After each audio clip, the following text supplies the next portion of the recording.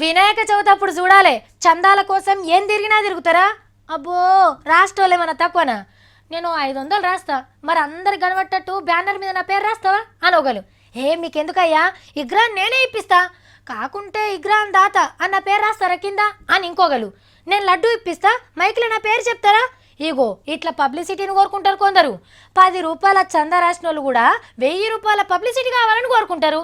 మరి గీళ్ళెందుకు గింత సీక్రెట్గా ఉంటున్నట్టు. శ్రీవారి హుండీలో 1 కోటి రూపాయలు వేసిన అజ్ఞాత భక్తుడు, 6 కిలోల బంగారు కిరీటం సమర్పించిన అజ్ఞాత భక్తుడు. ఇట్లా మనం అప్పుడప్పుడు వార్తలు చదువుతాం. పేరు చెప్పుకున్నది ఇష్టం లేని భక్తులు దేవుని మీద భక్తితోని ఇట్లా నోట్లను కానకాలని వేసిపోతున్నారు అన్నట్టు. సేమ్ గిసొంటి భక్తులే ఉన్నారు పార్టీలకు కూడా.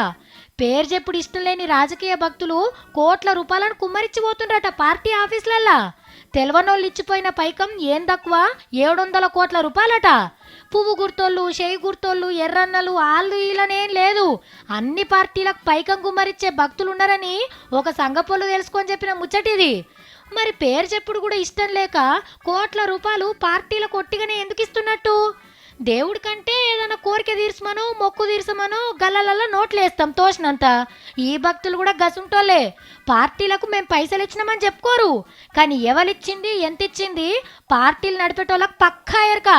పవర్లకు వచ్చినాక భక్తులు కోరిన కోరికలు తీరుస్తారు.